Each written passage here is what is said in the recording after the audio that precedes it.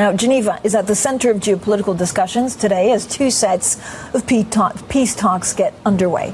It comes as the U.S. Secretary of State, Marco Rubio, attempted to reassure European leaders at the Munich Security Conference at the weekend after the damage inflicted on transatlantic ties over Trump's Greenland threats. Well, with us now is Evie Aspinall, Director of the British Foreign Policy Group. Evie, thank you so much for joining us. When you listen to what Marco Rubio was saying, it felt friendlier in tone, but not necessarily in substance. How should we take it? Exactly that. I think there was kind of a conscious effort, and even as a person, I think there is a kind of a tendency among Rubio to be a bit more diplomatic when it comes to Europe than Vance was. And so there is a clear sense that there is some degree of willingness to be constructive. But underneath that, I mean, Europe has been absolutely destroyed actually by the kind of the state of relationships in the last kind of few months, and are very, very nervous about the future of the relationship with America. So whilst this goes some way to being like, oh, actually it's not so bad, and maybe we'll do this with you, actually underneath it there's still lots of messaging about the importance of Europe rearming, and even comments about how the US would do it alone if it had to. And I think that will have sent some alarm bells ringing. So what I don't really get to grips with, Evie, is Europe doing enough? Are they trying to do enough to get their act together so that they can stand alone in terms of defence? Europe is definitely scaling up, and it's getting up pretty rapidly. But a lot of it is noise. You know, so a lot of these commitments are being made to appease Donald Trump. They say, oh, no, we're going to increase defence spending to 3%, 3.5%, because it looks good. But the practicalities of doing that, when it comes to defence procurement, defence capabilities, a lot of Europe doesn't have that. There's a broader question as well, which is lots of European countries are having difficult economic situations at the moment, and trying to build public support to increase defence spending at this moment in time is very, very difficult. So how would you describe this transatlantic relations? You know, for me, it was also very telling that Marco Rubio yesterday, after the Munich Security Conference, went straight to Hungary, offering his support and pledge to Viktor Orban. Yeah, and I think that in itself says a lot about the reality of where the Trump administration is, where it aligns itself with people in Europe. You know, Hungary is a notorious agitator within Europe, within the EU particularly, and so there is a lot of discomfort with that decision, even though it's perhaps not too surprising. It's where a lot of Trump's politics lie. But I think it speaks to the ideological differences that are at the heart of the rupture we're seeing between the US and Europe. So what do you think that Europe does next if these US security commitments become less and less predictable? I think Europe is trying very hard to work out how it can prioritise its own defence without the US, how it can reduce some of its reliances. That is incredibly difficult, not least because there are very impressive US defence companies that are incredibly powerful, and actually a lot of Europe is very reliant on. So it's a very difficult thing for Europe to do, and they are very reliant on the US, but they're going to be conscious efforts to move away. I mean, what does success in Ukraine look like?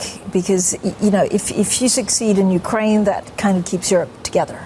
Exactly, and I think that's one of the biggest challenges at the moment is that Europe isn't in the conversations around Ukraine and the ongoing negotiations, and so its voice isn't really being heard. You know, it's critical for Europe that Ukraine's sovereignty is protected, that territory isn't lost, that it's able to come closer to NATO, to Europe, and that's looking quite unlikely, particularly with the stance Trump is taking to negotiations. But I mean, a reminder that actually there's not much, there haven't been arms or money coming from the US for quite many months. Yes, exactly, and so Europe has stepped up actually to some degree for Ukraine, but it's not sustainable. Long term, Ukraine cannot last and it cannot survive without US support, and so these negotiations are critical for Ukraine's future. So should Europe get closer to China for either protection or certainly influence over Russia? I think you'll definitely see Europe will move closer to China, and in large part that's kind of, we're in a world that is more multi-aligned, and it is becoming increasingly acceptable to work with lots of powers at once, and so we are seeing Europe moving closer to China. There are benefits to that, primarily economic, but there are also risks, and the security risks of closer collaboration with China are very real, and I think a lot of Europe is aware of them, but at this moment in the time, because they're so nervous about the United States, they're being pushed towards China out of necessity rather than choice. So, again, are the next couple of months crucial, or does Europe have a little bit more time, given all the conflicting messages from the US and, frankly, also from China? I think it really depends, in part because of what Trump does. If he'd asked, a month ago when there was a Greenland crisis, everyone would say, Europe must act now, it's all very, very urgent, and we need immediate independence. That's not realistic and it's not viable. At the same time, it's kind of calmed down a little bit, but it always feels like we're about one tweet away or one comment away, and suddenly everything will spiral again. So I think Europe is trying to move very quickly, but it's not got the capabilities yet to do so. What do you worry about the most right now when it comes to geopolitics? And actually, we also have a very weakened UK Prime Minister, and so I don't know what that means and how that's reflected in negotiations. Yeah, I think for Europe and across Europe, Ukraine is the top priority. It's been going on a long time. A lot of attention has been drawn away from Ukraine in recent years because of lots of other challenges and crises.